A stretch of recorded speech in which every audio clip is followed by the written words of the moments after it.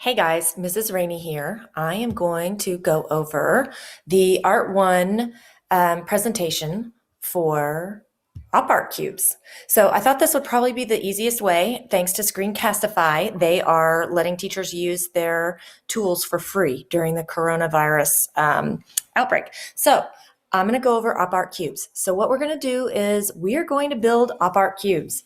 Is it challenging? Yes. Is it amazing? Yes. Is it worth doing? Yes, absolutely. Do you think you can do this? Yes. Do I think you can do this? No, I know you can do this. Anyway, this is a lot of fun. And when you're done with this assignment, you are going to feel the biggest sense of accomplishment. And it's so amazing. You're also going to have learned a whole lot about op art or optical illusions and that whole entire genre of art. So let's begin now. Okay, so the first thing we want to do as we're doing this project is we want to refresh our memory about color theory. Now, if you're at home and you don't have any colors, markers, colored pencils, crayons, or anything, that's totally fine. One of the number one questions I've been getting just in the last few hours since I posted this assignment was, do I have to use color? And the answer is no. No, you do not have to use color. If you're at home and all you have is a pencil or all you have is a pen, that's totally fine. If you have color, color really enhances this project. And this project is about contrast. The easiest way to show contrast is through color, but you don't have to show color. Same thing with if you don't have Sharpies, you can use a pen or you can use a pencil. We are just kind of in survival mode right now with our art supplies and what we have access to. So use what you have, do what you can, and don't sweat it. Don't worry about it. So the warm-up is earlier in the year, we learned about color theory and created a color wheel. Hopefully we all remember this, right? Okay, good. So you want to review that presentation by clicking here, which is right here, and then answer the following questions. What are the three most common complementary color pairs? Hopefully we don't even need review because we remember complementary colors and where they fall on the color wheel and what they are. But if you don't remember, you can click right here. Then the next question is true or false. Complementary color pairs consist of one primary color and one secondary color that are located opposite each other on the color wheel. Is that true or is that false? Hopefully we all know it, but all of the information can be found right here. What happens if we click here? Let's see. Look at that. This is our color theory presentation that we went over earlier in the year. Look at that. There is a quick video here about the color wheel. What colors are opposite? Are those primary colors? Are those complementary colors? What do you think? Okay. Tertiary colors? Once again, what colors are opposite each other on the color wheel? This is a primary yellow, okay? Violet is a secondary. Are those complementary colors? Hopefully we all know the answer to that question, but if not, you can find out in this handy dandy video here. Also, you can go through this whole presentation if you need to. If you don't need to, and you already know the answers to these questions, that is terrific. Go for it. Go ahead and answer the warm-up. It's located in Canvas, and you can answer the warm-up that way. Okay, so let's go back to our op art cubes. Oops, let's see here. Where's our presentation? No, that's fibers. All right, technical difficulties. Okay, thanks guys for bearing with me here. All right, so we are on the warm-up for op art cube. Now we're going to go to the next page. What is op art? Op art is also known as optical art. It is a style of visual art that uses optical illusions. Op art works are abstract, with many better known pieces created in black and white. Typically, they give the viewer the impression of movement, hidden images, flashing and vibrating patterns, or of swelling or warping. Look at this. Does this look like it's moving? I think so. Do you think so? Here are some examples of op art pieces. This piece right here is by Bridget Riley and then Victor Varsily. These are famous op art artists. Look at this. Is this a crocodile or is this a man and his dog fishing on a boat? I don't know. You tell me. Is this a man looking through binoculars or is this a car driving on the road? What do you think? Two old people looking at each other or a man playing a guitar and looking at a woman with pottery on her head or a golden chalice cup in the middle. Optical art is really powerful. Is this an apple or a butterfly? You tell me.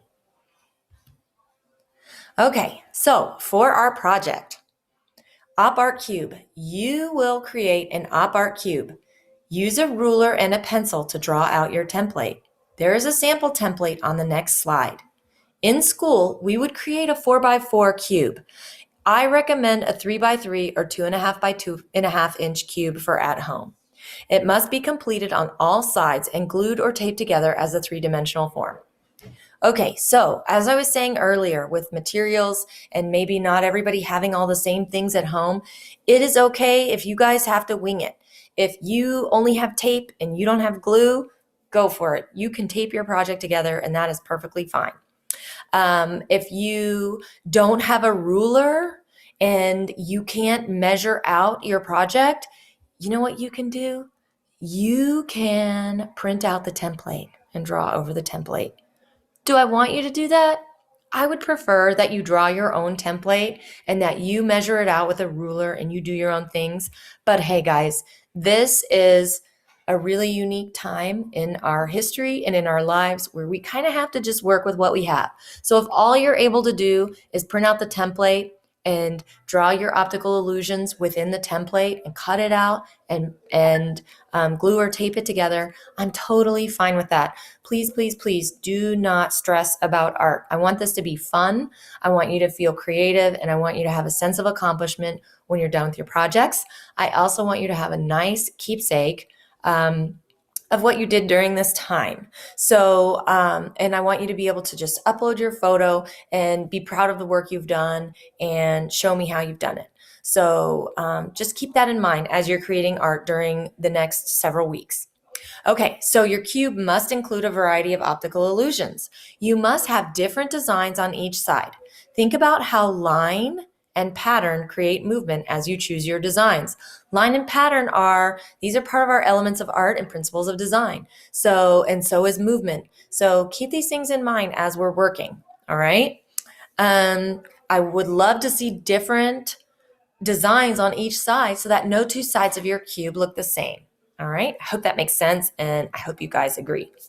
Your cube must include contrast. So you can show contrast through black and white. That's actually the most iconic and classic and traditional way to show contrast is through black and white. So if you're thinking to yourself, oh my gosh, I don't have colored pencils or I don't have markers, it's totally fine. You can still show contrast through black and white.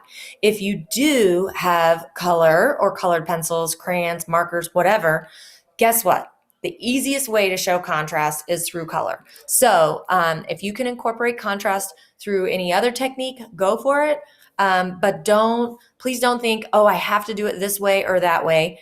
This lesson was initially built for kids who were creating their op art cubes in school. And guess what, guys? We're not in school right now. So work with what you have and don't sweat it. You must complete your sketches of the 6 optical illusions for your cube prior to starting on your final cube. These sketches count as a minor grade. Okay, so here's the deal, guys. You are going to have 2 minor grades that are due in Canvas this Sunday. So one is the warm-up. Remember, slide number 2, we went over the complementary colors and the 2 questions about those. That's your warm-up. There is a specific assignment in Canvas about that warm-up. So answer those questions. You can hit edit text and you can add text, or you can upload a photograph of your answers that you wrote out on a piece of notebook paper, or you can upload a Google Doc with your answers to that warm up. Totally fine. Okay, then when you go to turn in your 6 optical illusions for your cube, you can draw 6 thumbnail sketches on one piece of paper and do 6 different illusions on that paper. Snap a picture of it and upload that photo under the assignment labeled optical illusions. Again, there are 3 separate assignments in Canvas for this one large project. The first one is the warm-up assignment. The second one is the optical illusions sketches assignment. And the third one is your final project, the final cube that is completed. Okay, so here are examples. These are some examples you can see here of cubes, completed cubes. This is your example of a template, all right? So, like I said before, I really want to see you measuring out your template. I want you to measure out 6 3-inch by 3-inch squares, or 6 2.5 by 2.5-inch squares. And I want you to draw your own flaps. And I want you guys to do every single bit of this assignment totally independently on your own. But I also realize that these times are different than what we normally have. If you were in the classroom, I would say, no, you need to try and measure it out, draw it out on a piece of paper. If you're at home and you're like, Mrs. Rainey, I don't have a ruler, there's no way I can measure those squares out, it is totally fine. Go ahead and you can screenshot this image, or you can screenshot this template, or you can convert it to a PDF and you can print it out, or you can enlarge it on your cell phone or through Google Docs, and you can trace over it. Do what you have to do to get the template the way you need it, okay? And make sure, if you're tracing it or whatnot, that your squares are the same size. Hopefully we all know what happens if the squares aren't the same size. It's really hard to make a cube if our measurements aren't equal. Okay, next slide. This is how to make op art, the video. So I want to play this video for you guys, but it is a 5-minute long video. So I know you all have access to Canvas, and this assignment is posted in Canvas, and the link is set, the shareable link is set to anyone with a link can view it. So anybody with a link to this Op Art Cubes assignment can view this presentation and click on this link. So I'm going to let you guys watch this video on your own. It's somebody drawing, and they are drawing all these different illusions. It's really pretty cool. So watch it if you want to watch it. If you'd rather do your own research, you can Google optical illusions or how to make op art or how to create an optical illusion, and you can find illusions that way. All right. These are some resources that I put together and put into this presentation for y'all. So it says here, use the ideas on the following 2 slides and research ideas on your own. Sketch out and create 6 optical illusions for your cube. Practice first. Okay, so practice, right? Hopefully you guys will spend at least 1 to 2 days practicing your sketches on your thumbnails and doing those. I'm going to show you what thumbnail sketches look like in just a moment. So hopefully you will practice that, and you will do that before you start putting your illusions on the actual template. Here's an idea of how to do like a ball floating in space, or how to do multiple balls like floating in a room. Hopefully we're all recognizing this 1-point perspective room here. This is a way to do, to make it look like floating ribbons or moving ribbons. Again, here's some more. You see here the use of complementary colors, right? Blue and orange. Okay, and then here, some more. You just start with dots and lines. That's all this is, guys, is dots and lines, and it's pretty cool. Look at the end result. Okay, these are example pictures of student works in progress. Remember, just a minute ago, I said I'm going to show you what thumbnail sketches look like. This here, if you were at school and you had your art binder, I would say put 6 squares on a page, on a sheet of copy paper in your art binder, and draw a different optical illusion in each square. Okay, it's that simple. So here you see again, now this student, she has all of her optical illusions laid out. She's created her template on a big piece of paper, and she's transferring her optical illusions over to her template. Here's another picture over here. I hope you guys can see my cursor. This is a student on the far right who has drawn out her template on her piece of paper, and she is a little bit of the ways through with creating her optical illusions on her template. Something you probably are noticing is these pieces of paper are huge. Yes, they are huge because we were at school and Mrs. Rainey was able to give everybody a big, gigantic piece of paper.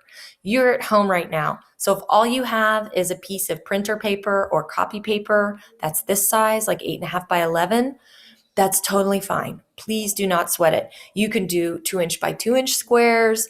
You can do 2.5 by 2.5 inch. If you have a sketchbook with notebook paper, you can do 2.5 inch by 2.5 inch. Once you get your template cut out, you can see over here, bottom left corner, there's a student who has her template cut out. She opted to cut her template out and then transfer her optical illusions to it. That's totally fine. There's no right or wrong way to get your optical illusions on the template. Okay. Notice here though how she's using her protractor or a straight edge to make sure her lines are straight and neat. I love that from a craftsmanship point.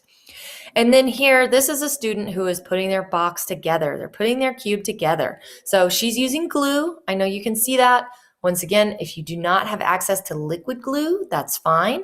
If you have paste only, that's fine too. If all you have is tape, Scotch tape, clear tape, that's totally fine as well. So like I said, we're at home. We're just using what we have. We're doing the best we can with what we have available. So when you're going to put your cube together, make sure that you put one side together at a time. Okay, and be real careful. Practice assembling the box or the cube first before you actually put glue or tape on. Figure out how you're going to do it because it can get tricky. But that's okay, right? We can do tricky, right? Okay, and then these are examples of completed works. Once again, if we were at school, I would give you guys wire and we would cut up the cardboard boxes under the counter and we would create an interesting shape as a base. We would talk about balance and symmetry and proportion and how to make our cube stand upright on a base. But since you're at home, you don't have to do that. I do not expect anyone to have wire at home. If you have wire at home or your dad or your mom or somebody has wire in the garage and you're able to cut up a cardboard box and do wire, go for it. Oh my gosh, that would be amazing. If you don't, it's perfectly fine. Look, there are 2 cubes in this picture right here in the center picture that don't have wire and they still look fantastic. So concentrate on making nice looking optical illusions for your designs, a different one on each side, and then putting your box together as neatly as you possibly can. Okay, so these are the learning targets. This is how teachers write their lesson plans. We have a learning target, materials, vocabulary, essential quality questions, and instructional activities. Okay, these are the lesson plans for all of week 28, which is the current week we're in. Okay, so every day you should be doing something. First day is the presentation. Second day, you'll create your thumbnail sketches. Third day, you'll continue working on illusions and create the template and begin transferring the illusions over to it. So I'm going to say by Wednesday or Thursday, that's what you guys should be doing. You should be doing that. And then here, Thursday, continue working on illusions, creating template, and transferring the illusions over. By Friday of this week, if you've been working 15 minutes a day on this, you should be working on your template by Friday and coloring in or finalizing your illusions on the template so that next week you can totally finish finalizing your illusions and start to build your cube, hopefully by Wednesday, Thursday of next week. Once again, the project is due on, let's go back to it, on April the 5th. So the final project, the photo upload of your cube, your completed cube, is a major grade. It's due on Friday, April the 5th. Oh, I'm sorry. Oh my goodness. Sunday, April the 5th. Please pardon me, guys. Sunday, April the 5th at 11:59 p.m. On or before Sunday, April 5th at 11:59 p.m. Well, your warm up and your sketches are both minor grades. Those are due on Sunday, March 29th, April 20th. So this Sunday, you have 2 minor grades due. And then next Sunday, April 5th, you have the major grade due. Hopefully this makes sense to everybody. I'm hoping everybody will watch this video and see that. The next thing I want to show you is your Canvas tutorial. So hopefully this is e-learning weeks 323 and 330. So if you are in Canvas, I'm going to go here to this is Art 1 Canvas, okay? And I'm going to look at it as if I was a student. So from my student view, if you are looking in Canvas, first thing on your home screen, you should see updates, okay? So the most recent announcement was right here, video update. I did a video update about 4 hours ago, 3 hours ago in Canvas. But when you're on this left-hand side, if you scroll down here to assignments, and you click on assignments, you are going to see e-learning week of 323. Here's your color theory warm-up. This is where you are going to post your warm-up. You're going to submit the assignment by clicking submit. Then you're going to come right here. You're going to click text entry. Right here from Canvas. If you click on here, it will show you a cursor and you can type in, type in your answer right here. Okay. Then if you go back, oops, I want to leave. Okay. Then if you go back, you have e-learning, optical illusion sketches. If you click here, there is a way, it says here, turn in a photo of your 6 optical illusion sketches here. This is a minor grade. Remember, you should have 6 different optical illusions. Click submit assignment. Go to file upload. All right, right here. Choose the file. That's your phone, from your phone, the picture that you've taken of your assignment. Okay, then if you go back to assignments, all right, you are going to see here e-learning. This one says weeks of 323 and 330 OpArt Cubes. This also, if you see right here, it says available until April 8th, due April 5th. Whereas these two say due March 29th, due March 29th. This one says due April 5th. Click on that. This is where the photo of your final OpArt Cube is going to be submitted. You will click submit assignment and it will let you upload a file right here, a photo, okay? Then the next thing I want you to know, this is our rubric. This is the same rubric we use in class. This is a rubric I'm going to use to grade your major project, okay? So hopefully you guys are good to go. And if you have any more questions after watching this, please send me an email.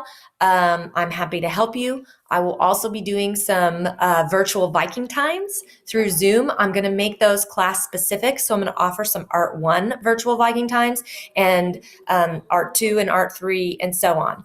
But this concludes our learning for the OpArt Cubes. Okay. And I hope that you guys enjoyed this presentation, and I can't wait to see what you guys turn in. The work you've done so far has been great. Y'all are doing a terrific job, students as well as parents. So thank you so much for everything that you guys are doing. I'm so super incredibly proud of all of you. Thanks a lot. Bye-bye.